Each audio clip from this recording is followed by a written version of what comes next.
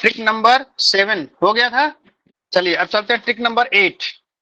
Question दिया है trick number 8, if P vehicle या पी गाड़ी start from A to B, एक ए पॉइंट है, ये एक बी पॉइंट है, ए टू बी जो है स्टार्ट करता है, कौन गाड़ी जा रही है, पी जा रहा है, ठीक है। क्वेश्चन समझ लो बस, अब इसके बाद तरीका बता दूंगा, फिर कभी नहीं भूलेगा। Vehicle P start from A, P यहां से जा रहा है, उसके बाद बोला Q start from B to A. अब क्यू जो है वो बी से ए की तरफ स्टार्ट कर रहा है, and after meeting they take time T2 T1, दो टाइम है ना। If a vehicle P starts from A to B and another vehicle Q starts from B to A and reaches and respectively after meeting they take time T2 and then ये एक ratio दे दिया है कि speed upon P speed upon Q equal to T2 upon T1। Question पे आ जाते हैं। For example if a car start from A to B, another car starts from B to A and B to A and reaches B and A after 9 minutes and 4 minutes after meeting them। कह रहा है कि अगर ये दोनों एक दूसरे को क्रॉस कर रहे हैं, ऐसे ये बी इधर से आ रहा है, ये आ रहा है, ये कहीं पर मिलते हैं, ये मान लीजिए यहां पर मिलते हैं, मिलने के बाद इसको यहां पहुंचने में T1 टाइम लगता है, ये T2 टाइम, और इसको यहां पहुंचने में T1 टाइम लगता है। समझ रहे? तो इनके बीच बोल रहा है कि एक इक्वेशन होता है, एक ट्रिक बना दिया इन्होंने कि speed of P upon speed of Q equal to under root. अब ये पी का टाइम T1 है तो ये नीचे आ जाएगा, और क्यू का टाइम T2 है तो ऊपर, यही थोड़ा ध्यान रखना है, यहाँ पर अंडर रूट T2 ये हो जाएगा, ठीक है। ये इसका इन्होंने फॉर्मूला दिया हुआ है, इस फॉर्मूला को आप लोग याद कर लीजिए, क्योंकि इसको डीप में जाएंगे बड़ा लंबा जाएगा, कंफ्यूज हो जाएंगे। देखिए एक पॉइंट ए से ये गाड़ी पी जा रही इधर को, बी पॉइंट पी जा रही है ए से बी की तरफ, क्यू जा रही है बी से ए की तरफ, ये दोनों मिलते हैं, मिलने के बाद इनके जो मिलने के बाद जो अपने डेस्टिनेशन पे पहुंचते हैं वो टाइम दिया हुआ है। आफ्टर क्रॉसिंग ईच अदर, दोनों एक दूसरे के विपरीत दिशा में जाएंगे तो एक दूसरे क्रॉस करेंगे ना। मान लीजिए यहाँ से ये कोई और स्पीड से जा रहा है, ये कोई और स्पीड से जा रहा है, ये कम स्पीड से जा रहा है, ये ज्यादा स्पीड से जा रहा है, तो ये ज्यादा डिस्टेंस कवर करेगा, तो इसका टाइम जो है ज्यादा लेगा ये, और ये जो है कम टाइम लेगा, कम टाइम स्पीड कम है तो कम दूरी चला रहेगा। समझ रहे हैं? तो ये यहाँ से पहुंचने में ज्यादा टाइम लेगा, जिसकी स्पीड कम होगी ज्यादा टाइम लेगा क्रॉस करके, और जिसकी स्पीड ज्यादा होगी और क्रॉस करने के बाद कम टाइम लेगा। तो ये एक कॉमन है, आपको कॉमन सेंस वाली बात है, इसको थोड़ा समझिए। आप क्वेश्चन बोल रहा है कि आफ्टर क्रॉसिंग, जब ए कार यहां से चला, क्वेश्चन एकदम क्लियर है, आप लोग थोड़ा कंफ्यूज हो रहे हैं, एकदम क्लियर है। क्या बोल रहा है, ए कार यहां से चलती है ए पॉइंट से, ठीक है, और यहां से ये बी पॉइंट पे, ये जो कार पी है, पी यहां से चलती है और पहुंचती है बी पर, और यहीं से एक कार क्यू है वो चलती है ए पर पहुंचती है। लेकिन जब इसी सड़क पर चल रहे हैं ना, ये सड़क है, तो ये सड़क पे एक दूसरे को क्रॉस करते हैं। क्रॉस करने के बाद ए जो है बी पर 9 मिनट में पहुंचता है, और ये क्यू जो है ए पर 4 मिनट में पहुंचता है। जहां एक दूसरे को ये क्रॉस करते हैं, क्रॉस करने के बाद ये टाइम जो है ये T1 हो जाएगा, ये टाइम हो जाएगा T2। Question this is A to B, a car start from A to B, तो ए से क्रॉस करने के बाद बी ही तो पहुंचेगा ना, और दूसरा जो है बी टू ए, बी से स्टार्ट करके ए पर पहुंच रहा है।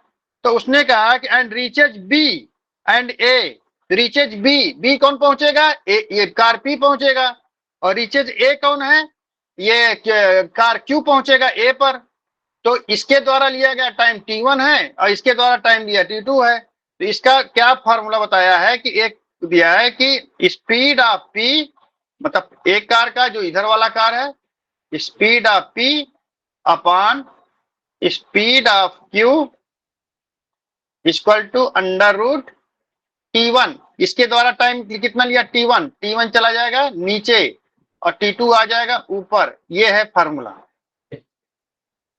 इसको सॉल्व करना है तो इसको जब स्क्वायर कर दो, इसको जब भी सॉल्व करना होगा तो इसको स्क्वायर कर दोगे तो ये अंडर रूट खत्म हो जाएगा, जैसे इसमें आया है। तो इसमें बोला कि इनके स्पीड का रेशियो क्या होगा। एक क्वेश्चन पूछा कि इसमें टाइम ये है तो इनके स्पीड का रेशियो क्या है, क्वेश्चन ये है, ठीक है। तो स्पीड का रेशियो क्या पूछा है, 4/9।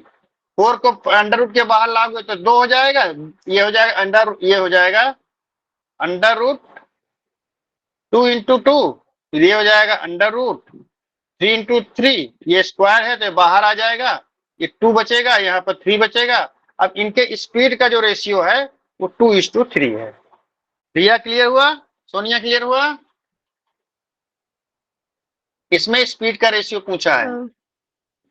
सर मतलब जो T2 है, T2 हमेशा मतलब वो जो बी पॉइंट है उसका हाँ टाइम लेना है जो क्यू आया था। वहाँ उसका, हाँ वो, और ये टाइमिंग जो है ना ये आफ्टर क्रॉसिंग का है। Okay sir. आफ्टर क्रॉसिंग दोनों एक दूसरे को जब एक अपोजिट डायरेक्शन से आ रहे हैं तो एक दूसरे को मीट करेंगे, क्रॉस करेंगे। क्रॉस करने के बाद जो T1 है वो इसका टाइम है और T2 जो है इसका टाइम है क्यू का, आफ्टर क्रॉसिंग। तो इसका एक ट्रिक बताया गया है कि speed of p upon speed of q equal to under root t2 upon t1, मतलब time taken by q upon time taken by p। Clear हुआ तो थंब अप कीजिए, जिसको नहीं आया किया वो थंब डाउन करे। ये इसको थोड़ा सा याद करना, मैंने 3-4 ही ट्रिक बोला याद करने के लिए। अब एक अगला जा रहा है, इसमें जो इनका स्पीड वाला ये लेंगे, ये ऑपोजिट लेंगे, मतलब जो ए का स्पीड है वो इंटरचेंज हो गया एक तरीके से, मतलब टाइम इंटरचेंज हो गया, टाइम इंटरचेंज हो गया। पी का टाइम नीचे आ गया और क्यू का टाइम ऊपर चला गया है। इसको ऐसे याद रखना, मतलब इसका कोई लॉजिक एकदम समझ नहीं आ रहा है कि ऐसा क्यों हुआ। इसका लॉजिक करेंगे तो बहुत लंबा जाएगा, फिर एकदम कंफ्यूज हो जाएंगे। तो बस इसको ऐसे ही याद रखें मोटा मोटा कि मतलब अब चेंज कर दें उनका जो स्पीड है दोनों की, दूसरे के टाइम से चेंज कर दें। बस इसको कर एक तो स्पीड करेंगे तो कम से कम ये इसको अगर हम लंबा करेंगे तो कम से कम 2 से 2.5 पेज में जाएगा ये। फिर मोटे मोटे मतलब फॉर्मूला से याद रखें। हाँ इसको फॉर्मूला से, इसलिए मैं जो चीज ज्यादा लंबा जाएगा आप लोगों को कंफ्यूज करेगा, इसलिए मैं उसको बोल रहा हूँ सीधा सा उसका क्वेश्चन का पैटर्न पर समझ लो। क्वेश्चन का पैटर्न ये है कि अगर 2 गाड़ियां एक दूसरे को विपरीत दिशा में क्रॉस करती हैं और क्रॉस करने के बाद जो टाइम लग रहा है T1 T2 लग रहा है, मतलब कि एक दोनों का अपोजिट, एक गाड़ी जिसका गंतव्य स्थान है दूसरे गाड़ी का वो स्टार्टिंग पॉइंट है और पहली गाड़ी का जो स्टार्टिंग पॉइंट है वो दूसरे गाड़ी का गंतव्य स्थान है, ठीक है। तो ऐसे स्थिति में जब एक दूसरे को क्रॉस करके अगर उनके पास स्पीड दिया हुआ है तो टाइम का रेशियो निकाल लेंगे, और अगर टाइम का रेशियो टाइम दिया हुआ है तो स्पीड का रेशियो निकाल लेंगे। क्वेश्चन पूछ सकता है कि उन 2 का स्पीड दे दे और तीसरे का टाइम दे दे, चौथे का टाइम बताओ क्या है, मतलब दूसरी गाड़ी टाइम कितना लेगा आफ्टर क्रॉसिंग। कई क्वेश्चन बन जाते हैं ना। अब जैसे हमारे यहाँ पर ये हो गया, ये मैंने फार्मूला लिख दिया, ट्रिक लिख दिया, स्पीड ऑफ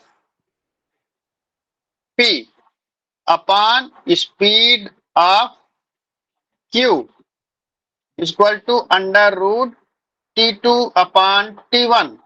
अब ये हो गया। इसमें कितने तरह के क्वेश्चन करें। पहला क्वेश्चन ये क्या होगा कि आपको T2 T1 दे दिया, बोलेगा स्पीड का रेशियो बताओ क्या होगा। दूसरा क्वेश्चन ये हो सकता है कि स्पीड दे दे टाइम का रेशियो बताओ कि दोनों का टाइम क्या होगा। टाइम का रेशियो बताते समय हमेशा ध्यान रखना ये इसका ये टाइम है और ये इसका टाइम है, नहीं तो पता लगा ऊपर देख करके इसको इसका टाइम बता दो, इसको इसका टाइम बता दो। ये चीज जरूर ध्यान देना, ये यही चीज कंफ्यूज करके लोग गलत कर जाते हैं। तीसरा चीज ये हो सकता है कि ये 4 आपको चीज दी है, 4 में से कोई एक चीज पूछ सकता है, 3 चीज दे करके कोई एक चीज पूछ सकता है। ये 3 टाइप के क्वेश्चन इसमें से पूछेंगे। स्पीड का रेशियो पूछ सकते हैं, टाइम दे करके स्पीड का रेशियो पूछ सकते हैं, स्पीड दे के टाइम का रेशियो पूछ सकते हैं। यहाँ पर 4 आइटम है, 4 में से कोई 3 आइटम दे करके एक आइटम पूछ सकता है। ये इस टाइप के क्वेश्चन है, इसको याद करेंगे तो इस तरह के 3 क्वेश्चन आपको क्लियर हो जाएंगे। ठीक है, चलें आगे। हम आते हैं 9वें ट्रिक पर, speed of 2 cars travelling in opposite. अच्छा हाँ, ये है सेम डायरेक्शन अपोजिट डायरेक्शन। इसका हम कैसे करेंगे, ठीक है। जब 2 कार, यहां से एक कार इधर जा रही है, इधर से एक कार बी आ रही है, तो इनको क्रॉस करने में ज्यादा टाइम लगेगा या 2 कार जा रहे हैं डिफरेंट स्पीड में एक साथ में, तो ज्यादा टाइम लगेगा। जो कार अपोजिट डायरेक्शन में जा रही हैं उनको क्रॉस करने में कम टाइम लगेगा, और जो 2 कार इकट्ठा जा रही हैं लेकिन स्पीड अलग अलग है, तो एक ही साथ जा रहे हैं तो क्रॉस करने में ज्यादा टाइम लगेगा। सर वो इसका स्पीड पे मतलब क्या? डिपेंड कर जाएगा ना, जिसका स्पीड हाँ, ज्यादा हो स्पीड वो पहले क्रॉस कर देगा। नहीं, मैं आपको जो बता रहा हूं, एक दूसरे को क्रॉस तभी करेंगे जब स्पीड का डिफरेंस होगा। ये जो ए कार है, ये बी कार है, क्रॉस तो तभी करेंगे, एक दूसरे को एक साथ एक पैरेलल जा रही हैं तो क्रॉस तभी करेंगे जब इनका स्पीड का डिफरेंस होगा, नहीं तो साथ ही साथ जाएंगी। ये वेल अंडरस्टूड है। जब मैं बोल रहा हूं कि जब क्रॉस करेंगे इसका मतलब इनके अंदर स्पीड का डिफरेंस है। ठीक है, तो अब यहां पर क्या होता है, जब अपोजिट डायरेक्शन में टाइम क्रॉस करते हैं तो क्रॉस करने का टाइम जो है कम लगता है, लेकिन जब एक साथ जा रहे हैं तो क्रॉस करने में टाइम ज्यादा लग रहा है। तो एक चीज ये होता है, ध्यान रखने की बात है, जहां भी टाइम कम लगेगा वहां स्पीड ज्यादा होगी, जहां टाइम ज्यादा लगेगा वहां स्पीड कम हो जाती है। एक ये कंसेप्ट है। इसका मतलब ये हुआ कि मान लीजिए इसकी स्पीड, ए कार की स्पीड, ए की स्पीड जो है, ए की स्पीड एक्स है, एक्स के एमपीएच है, ठीक है। बी की स्पीड वाई के एमपीएच है। तो अगर ये एक दूसरे के अपोजिट डायरेक्शन में जा रहे हैं तो टाइम कम लग रहा है। इसका मतलब जो नेट स्पीड होगी, नेट स्पीड जो होगी वो हो जाएगी x प्लस वाई किलोमीटर, बढ़ जाएगा, ठीक है। और अगर एक साथ एक ही डायरेक्शन में जा रहे हैं तो टाइम ज्यादा लग रहा है, इसका मतलब नेट स्पीड कम हो गई पहले से, तो नेट स्पीड हो जाएगी, जो भी स्पीड ज्यादा होगी उसको पहले लिखेंगे और जो कम होगी उसको आगे लिखेंगे, एक्स माइनस वाई कर देंगे। मान लीजिए वाई कम है तो KMPH, जो भी कम होगा उसको आगे कर, जो भी ज्यादा होगा उसको पहले कर देंगे। वाई ज्यादा है तो वाई माइनस एक्स कर देंगे और एक्स ज्यादा है तो एक्स को माइनस वाई कर देंगे, ठीक है। ये इसकी स्पीड होती है।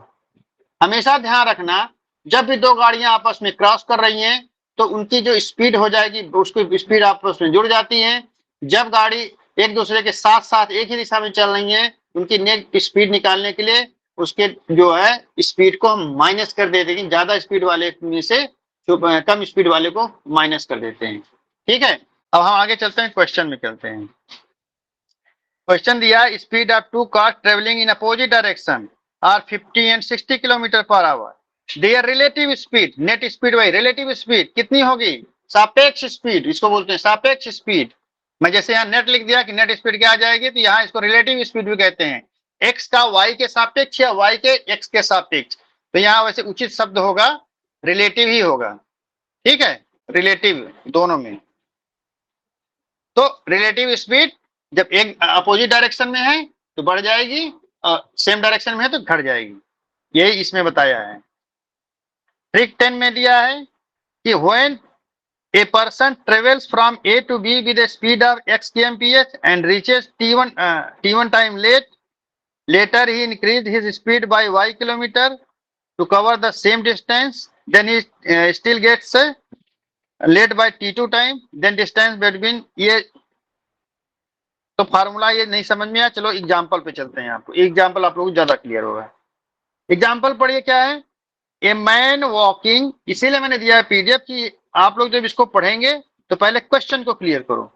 क्वेश्चन को क्लियर करना बहुत जरूरी है। A man walking at a speed of 20 kmph reaches his office 30 minutes late.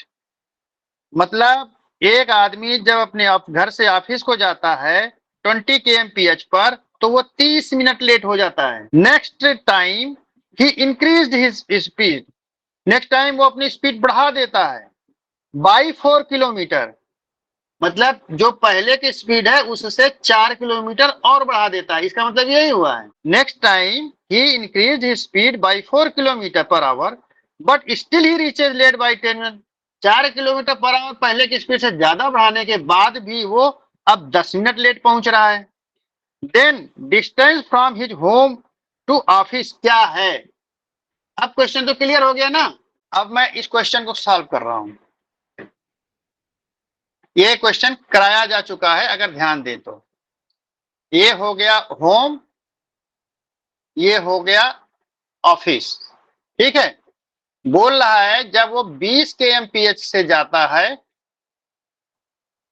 ये होम से ऑफिस की डिस्टेंस कितनी है, डिस्टेंस सपोज डिस्टेंस कितनी है, सपोज डिस्टेंस डी है, डी सब किलोमीटर पर आवर, तो इसको डी किलोमीटर बोल देंगे, ठीक है। किलोमीटर पर आवर में है ना, हाँ, तो इसको डी किलोमीटर बोल देंगे, ठीक है। अब कह रहा है कि ये जब यहां से जाता है, अब क्या है इसमें दो चीज ध्यान देना है आपको। जो टाइम है इसका पहुंचने का, मान लीजिए यहाँ 10 बजे पहुंचना चाहिए, तो वो कितना बजे पहुंच रहा है, 10:20 30 मिनट पे। इसका मतलब उसका स्पीड, ओरिजिनल स्पीड जो कुछ और होना चाहिए, तब वो जाकर के नेट टाइम पे पहुंचेगा। अगर ये उसी टाइम पे निकलता है तो जिस टाइम से निकल रहा है, नहीं तो ऐसे भी कह सकते हैं हम, अरे 30 मिनट ज्यादा है तो अगर 20 किलो है तो 30 मिनट पहले निकल ले। तो इसका मतलब यहाँ पे ये नहीं है, यहाँ पर यही है कि वो जिस टाइम पे निकल रहा है उसी टाइम पे निकलेगा, केवल स्पीड में डिफरेंस आएगी। इस क्वेश्चन के तहत यही हो रहा है कि इसमें केवल स्पीड का डिफरेंस आ रहा है, ठीक है।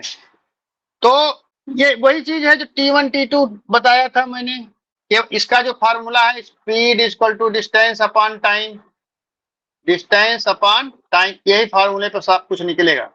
सपोज उसको टी टाइम लगता है, टी टाइम, तो ये टाइम कितना ले रहा है, टी प्लस 30 मिनट, 30 मिनट का 30/60 हो जाएगा, आवर में बदल जाएंगे क्योंकि स्पीड kmph आवर में दिया है। यहाँ पे ध्यान देना, 30 मिनट्स दे रहा है, स्पीड दे रहा है 20 kmph, तो 30 मिनट को तुरंत हम आवर में चेंज कर लेंगे, ठीक है। तो ये टाइम कितना होगा, टी प्लस लेट पहुंच रहा है ना, टी प्लस 30/60 हो जाएगा। और ये जब 24 किलोमीटर पे जाता है तो टी प्लस 20 मिनट लेट ना, कितना 10 मिनट्स लेट, 10 मिनट्स लेट, तो 10/60 इतना टाइम ले लेगा। अब इन दोनों को क्या करोगे, डिस्टेंस बराबर क्या होता है, डिस्टेंस बराबर क्या होता है, डिस्टेंस बराबर speed into time, speed into time. जब वो 20 किलोमीटर की स्पीड से जा रहा है तो टाइम कितना ले रहा है, टी प्लस 30/60, ठीक है। ये हो गया डी। और दोबारा अब इसको इक्वेशन बन गया यहीं पर देखो, इक्वल, ये भी तो डी टाइम, ये भी तो डी डिस्टेंस कवर करेगा ना। तो ये हो जाएगा स्पीड इंटू टेकन टाइम कितना, टी प्लस 10/60। ये इक्वेशन समझ में आ गया। 20 किलोमीटर की स्पीड से जाएगा तो भी तो डी डिस्टेंस करेगा, 24 किलोमीटर जाएगा तो भी तो डी डिस्टेंस करेगा।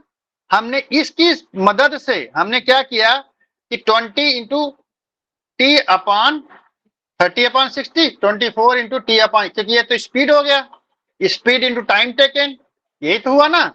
अब इसको जब हल करेंगे तो क्या करेंगे, इसको हल करोगे तो टी नहीं निकल जाएगा, टी निकल जाएगा, नहीं टी निकल जाएगा। इसको हल करके टी निकालो तो क्या हो जाएगा, चलो हम हल कर देते हैं यहाँ पर। तो चाहे जिस तरीके से हल करो, इधर से इधर कर दो, 4 पंचे 20, 4 छंग 24, ऐसे करके कर दो। चलो हम मोटा मोटा कर देते हैं, तो आप लोग कैलकुलेशन में गड़बड़ा जाते हैं। ये 20 को 20 टी कर दिया, फिर 30 बट्टे 20 बट्टे ये 20 अंदर जाएगा 20 T plus 30/60 into 20 equal to 24 into T plus 10/60 into 24। ठीक है, अब इस टी को एक साथ कर लो। ठीक है, ये हो जाएगा 20t minus 24t equal to, इसको उस पार ले जाओ तो ये क्या हो जाएगा 10/60 इंटू 24 माइनस 30/60 इंटू 20, यही होगा ना।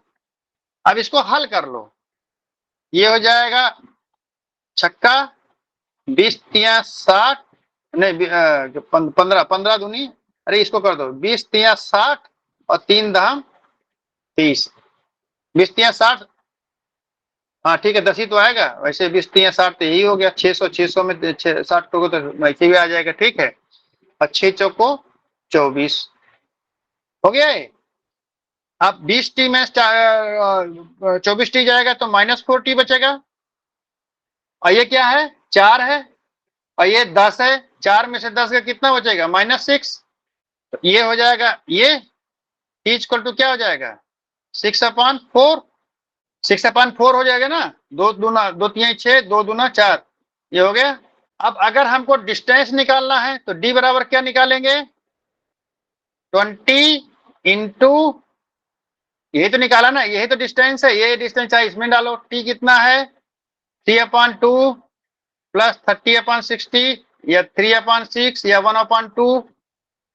ठीक है, अब इसको जोड़ोगे तो क्या हो जाएगा 20 इंटू, नीचे का समान है तो 3 1 3 1 4, 4/2, यही तो हो जाएगा ना 3 1 4/2, 2 दूनी 4, 20 दूनी 40, 40 किलोमीटर, 40 किलोमीटर आ रहा है ना। हाँ देखो आ गया कि नहीं आ गया, मैं केवल सॉल्व किया हूं, बाकी तो कुछ नहीं किया है। इसमें कंसेप्ट एकदम क्लियर है कि हमको क्या दिया था कि 20 किलोमीटर की स्पीड दे दिया, बोला 20 किलोमीटर की स्पीड से जाता है ऑफिस तो 30 मिनट लेट हो जाता है, और 4 किलोमीटर और बढ़ा देता है, मतलब 24 किलोमीटर से जाता है तब भी 10 किलोमीटर लेट पहुंचता है। तो मान लीजिए हम इसको जब एक सही स्पीड से जाते हैं, जो ओरिजिनल स्पीड है वो टी टाइम लेता है, तो 30 मिनट लेट के मतलब ओरिजिनल टाइम में 30 मिनट ज्यादा हो जाएगा। 10 मिनट लेट पहुंचने में तो ओरिजिनल टाइम में ये हो जाएगा 10/60 हो जाएगा, और जोड़ दोगे ये टाइम ज्यादा ले लेगा तो टाइम जोड़ लोगे इसमें। अब हमको एक फार्मूला है कि स्पीड इंटू टाइम करेंगे तो ये हमारा पूरा डिस्टेंस निकल जाएगा, और इस स्पीड से भी जा रहा है तो डी डिस्टेंस जा रहा है, ये जा रहा है तो भी डी डिस्टेंस जा रहा है। इसका मतलब ये इंटू ये बराबर ये इंटू ये हमने यहां कर दिया। अब इसको सॉल्व करके हमने क्या निकाल लिया टाइम टी निकाल लिया। अब ये टाइम टी हो गया, और हमने डिस्टेंस के लिए क्या किया था ये इंटू यही तो किया था। अब टी को यहाँ पे कर दोगे क्या 3/2, ऐसे कैलकुलेट करोगे तो 40 किलोमीटर ही तो आएगा। कार्तिकेय रूबी शालिनी जी क्या हुआ, नहीं आया समझ में? सर थोड़ा मुश्किल नहीं लगता कर है। रहे हैं, थोड़ा सा लंबा कैलकुलेशन वे कर रहे हैं, हैं? कर रहे हैं सर जी। उर्मिला जी क्या हुआ? सर थोड़ा मुश्किल लग रहा है समझने में। फिर से बता दूं? नहीं, जो इसका स्टेटमेंट है ना थोड़ा लंबा हो जाता है, कंफ्यूजन हो जाता है। स्टेटमेंट क्या है इसमें, हमने इसमें इक्वेशन निकालना है। देखिए अब इसमें देखो क्या है, मैं एकदम क्लियर लिख दिया हूं। देखो क्वेश्चन क्या दे रहा है, स्टेटमेंट क्या दे रहा है, क्वेश्चन ही दिया है ना। कि मैंने अपनी तरफ से कोई स्टेटमेंट नहीं लगाया है। मैं फिर से बता रहा हूं, चलो मान लीजिए वो जो है, जब मान लीजिए उसकी ओरिजिनल स्पीड है, अगर उसको टाइम से पहुंचना है तो ओरिजिनल स्पीड से जब जाता है, ओरिजिनल स्पीड से, या जो उसका पहुंचने का टाइम है वो टी है, पहुंचने का टाइम मान लीजिए वो टी है, ठीक है, टी है। तो अगर लेट होता है, 30 मिनट लेट बोल रहा है, इसका मतलब टाइम ज्यादा लग रहा है, तो टाइम तो बढ़ जाएगा ना, टी अपॉन 30 मिनट्स हो जाए, टी प्लस 30 मिनट्स। लेकिन स्पीड किलोमीटर पर आवर में दे रहा है, तो इस मिनट को हमको आवर में चेंज करना होगा। तो ये हो गया, जब ये 24 किलोमीटर की स्पीड से जाता है kmph, 24 किलोमीटर के 24 kmph से जाता है, तो ये टाइम लेता है t प्लस 30 अपॉन 60 आवर। यही तो है ना, 20। फिर बोलता है कि 4 किलोमीटर और बढ़ा देता है पहले से स्पीड, तो मतलब अब 24 kmph हो गया। तो टाइम कितना बोलता है, still he reaches 10 minute late, मतलब वो जो ओरिजिनल टाइम है उससे 10 मिनट लेट रहा, तो 10/60। ये क्वेश्चन में दिया हुआ है। अब बोल रहा है कि डिस्टेंस क्या है ऑफिस से उसको घर पहुंचने का, ऑफिस से घर का, या घर से ऑफिस का, तो वो डिस्टेंस निकालना है। तो हमारा डिस्टेंस क्या होगा, ये जो जितना स्पीड है और जितना टाइम ले रहा है, इसको मल्टीप्लाई करेंगे तो यही तो डी हो जाएगा। और ये जो दूसरे स्पीड से जा रहा है और जो टाइम ले रहा है, उसको मल्टीप्लाई करेंगे तो ये भी तो डी हो जाएगा। ये भी डी है, ये भी डी है, मतलब ये दोनों आपस में बराबर है कि नहीं। इसका मतलब क्या हुआ, ये भी डी है, ये भी डी है, इसका मतलब तो यही हुआ ना, 20 into T plus 30 upon 60 equal to 24 into T plus 10 upon 60। ये इक्वेशन निकल गया। अब इसकी मदद से हमने हल करके टी निकाला। टी कितना निकाला, कितना आया था, 2/3, फिर कितना आया था 24, 3/2, ये 3/2 आवर आया था। ठीक है, अब डिस्टेंस, अब यह डिस्टेंस तो पूछ रहा है ना, अब यह डिस्टेंस पूछ रहा है, तो यहाँ टी की जगह 3/2 कर दो। अभी डिस्टेंस निकल गया, अब इसको जोड़ोगे तो कितना है, अब इसको कैलकुलेट करोगे तो कितना हो जाएगा, 20 इंटू ये 3/2, 30 से कन्नम 30, 30 दूनी 60, 3/2 प्लस 1/2, 3/2 प्लस 1/2। ये दोनों का डिनोमिनेटर सेम है, तो ऊपर ऊपर का जुड़ जाएगा, तो ये क्या हो जाएगा 4/2। अब इसको मल्टीप्लाई करोगे, डिवाइड करोगे तो 2 20 दूनी 40 किलोमीटर। अब क्या इसमें समस्या है, अब हुआ कुछ क्लियर उर्मिला जी? जी सर। शालिनी जी हुआ क्लियर? हाँ जी, हाँ जी। अब अगला ट्रिक है, इनको सबको जो है, ये मैंने ट्रिक नहीं बोल रहा हूं, मैंने केवल वही ट्रिक बोला याद करने के लिए जिनका कंसेप्ट, जैसे इसका कंसेप्ट क्लियर करने के लिए हमने बता दिया D equal to D, D निकालना है, डी का ये स्पीड है तो निकाल लिया, तो हमें कंसेप्ट याद करने की कोई जरूरत नहीं, ट्रिक का नहीं। यहाँ पर ट्रिक का मतलब होता है टाइप ऑफ क्वेश्चंस, अलग अलग टाइप के क्वेश्चंस है। जब कुछ टाइप ऑफ क्वेश्चंस ऐसे हैं जिनके की हमें, अगर हम सब्जेक्टिव में जाएंगे या उसको हल करने लगेंगे तो बड़ा लंबा होता है, उसका अगर ट्रिक दिया हुआ है हमें, तो उस ट्रिक का वहां उपयोग कर लेते हैं, उसको याद करने के लिए बोल देते हैं, तो उसको याद कर लो, थोड़ा सा उसको मेहनत कर लो। ठीक है, अब चलते हैं last. A policeman sees a chain snatcher at a distance of 50 metre. चलिए इसको क्वेश्चन को पढ़ करके सोनू जी हमें समझाइए, क्वेश्चन पढ़ लीजिए, सोनू जी समझाइए हमको। एक सेकंड में जरा क्वेश्चन को मेरा चलिए आप जब तक आप क्वेश्चन पढ़ रही हैं, भावना जी आप बताइए, क्वेश्चन पढ़ के पढ़ लिए तो। ये है पुलिसमैन, ये है थीफ, ये यहां से 50 मीटर की दूरी पर है। ठीक है, अब ये यहां से स्नैचिंग करके ये भागता है इधर को, और पुलिसमैन इसको दौड़ा के यहां पर पकड़ लेता है, यहां पर क्या कर लिया, कैच कर लिया। ठीक है, इसका मतलब पुलिसमैन की स्पीड ज्यादा है, थिफ की स्पीड कम है। एक तो ये कंसेप्ट क्लियर हो जाना चाहिए। ठीक है, अब क्वेश्चन क्या बोला, a policeman sees a chain snatcher at a distance of 50 metre. यहां पर देख रहा है थीफ है, ही स्टार्ट्स चेजिंग हिम, वो उसको चेज करना शुरू कर देता है। Snatcher is running at a speed of 2 metre per second. Snatcher की स्पीड क्या है, इसकी है 2 मीटर पर सेकेंड। पुलिसमैन की स्पीड है 4 मीटर पर सेकेंड, तभी तो पकड़ेगा उसको। Then distance covered by thief before he was cot.